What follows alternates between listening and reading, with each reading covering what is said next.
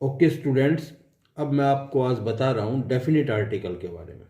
जो दा होता है ना, वो डेफिनेट आर्टिकल होता है। और जो डेफिनेट आर्टिकल है उसको अच्छे से समझने की कोशिश करना, क्योंकि ये आर्टिकल अगर आपका क्लियर हो गया तो आपके आर्टिकल 100% क्लियर हो जाएंगे। और बहुत अच्छे तरीके से समझाऊंगा। थोड़ा पेशेंस से, थोड़ा दिमाग लगा करके इसको समझने की कोशिश करो। Let's start. वोवल और कॉन्सोनेंट। वोवल से पहले आपको पता ही है, वोवल और कॉन्सोनेंट 5 वोवल्स हैं और 21 कॉन्सोनेंट है। ये हमारे जो 26 अल्फ़ाबेट हैं उनमें से बता रहा हूँ। अब जो वोवल है ना, वोवल से पहले जो दी है, ये दी जिस आर्टिकल की बात कर रहा हूँ, वोवल से पहले उसे दी बोलते हैं। दी हिंदी में मैंने लिख दिया है दी। ये फोनेटिक सिंबल है। जब फोनेटिक्स पढ़ाऊंगा तब आपको सिंबल समझाऊंगा क्या होता है फोनेटिक्स और किस तरीके से उसमें 44 साउंड्स होती हैं फोनेटिक्स में, वो आपको मैं खूब अच्छे तरीके से समझाऊंगा।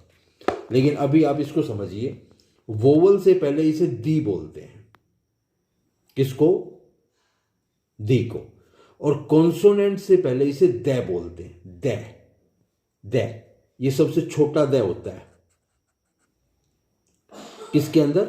जो 44 साउंड्स होती हैं उनके अंदर। इसको द बोलते हैं। द कॉन्सोनेंट से पहले हमेशा द बोलेंगे और वोवल से पहले हमेशा दी बोलेंगे। वो सेंटेंस, वो वर्ड जो वोवल से शुरू हो उसमें दी बोला जाता है। वो वर्ड जिसमें कॉन्सोनेंट से शुरू हो उसमें द बोला जाता है।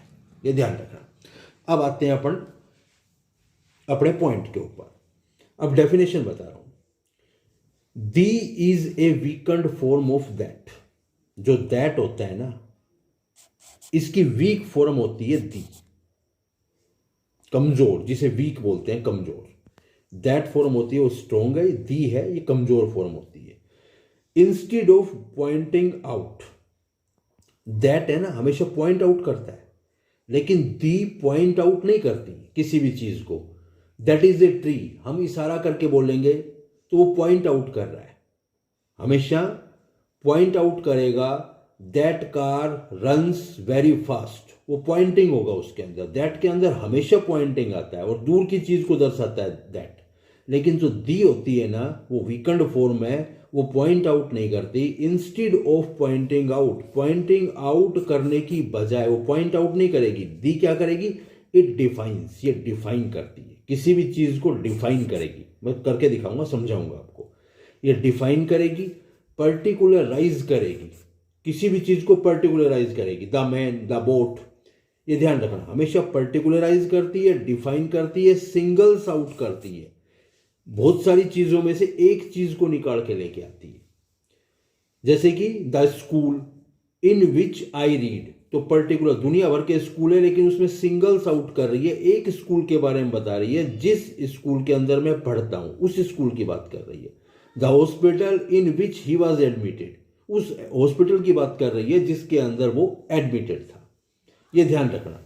तो दा जो होती है वो एक वीकेंड फॉर्म है। और किसके कंपैरिजन में? दैट के कंपैरिजन में। दैट हमेशा पॉइंट आउट करता है और दा जो होती है वो हमेशा डिफाइन करती है, पर्टिकुलराइज करती है, सिंगल्स आउट करती है। ये रिमाइंड रखना। अब मैं आपको जो सेंटेंसेज हैं उन सेंटेंसेज के माध्यम से समझा रहा हूं। सेंटेंसेज को देखिए। अभी आपका पहला सेंटेंस है, I have read the book you are talking of. अब अच्छे से समझने की कोशिश करना। ये बोल रहा है कि I have read the book, हो गया पूरा sentence. You are talking of, दोनों सेंटेंस को देखो। I have read the book, कौन सी बुक? पर्टिकुलराइज बुक हो गई। कौन सी? यू आर टॉकिंग ऑफ, दुनिया भर की बुक है, लेकिन मैंने कौन सी बुक पढ़ी?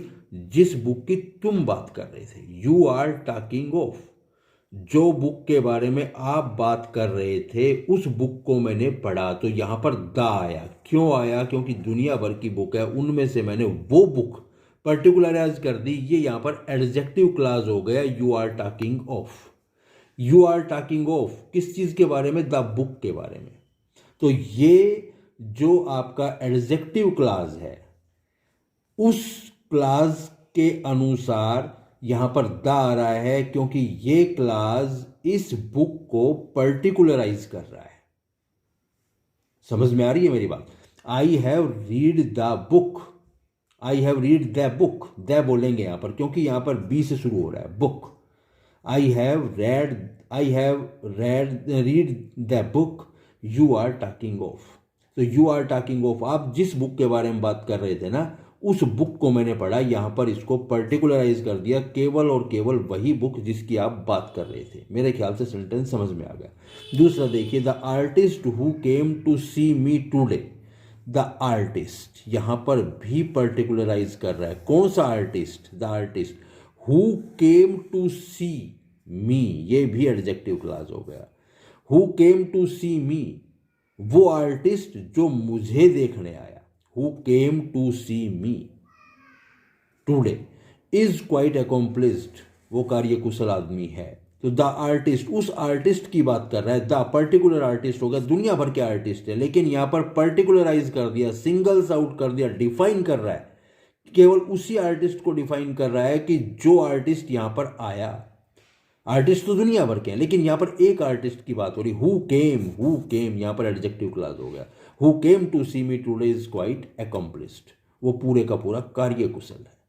तो ये डिफाइन कर रहा है, सिंगल्स आउट कर रहा है, पर्टिकुलराइज कर रहा है। इसको पर्टिकुलराइज कर दिया इस आर्टिस्ट को, इसलिए यहाँ पर द आया है। यहाँ पर द बोलेंगे क्योंकि ये ए से स्टार्ट हो रहा है, द आर्टिस्ट।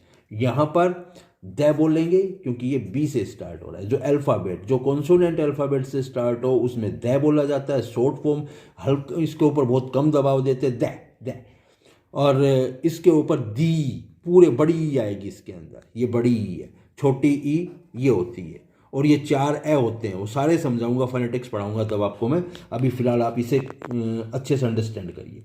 अब कुछ कंटेक्स्ट ऐसे होते हैं जिनके अंदर हमें पर्टिकुलराइज करने की ज़रूरत नहीं होती, वो अपने आप में क्लियर होते हैं। अब देखिए, अब जैसे शट द डोर, यहाँ पर शट द डोर आ रहा है, शट द डोर। तो यहाँ पर पर्टिकुलराइज करने की ज़रूरत नहीं है। इस कंटेक्स्ट के अंदर ही पर्टिकुलरिटी दर्शाई गई है। इस सेंटेंस अपने आप में भरा पूरा है, जो हमें सिंगल्स आउट कर रहा है। क्यों? क्योंकि वो बोलेगा शट द डोर। कौन सा डोर? जिस रूम के अंदर हमें, उसी के लिए तो बोल रहे हैं कि शट द डोर।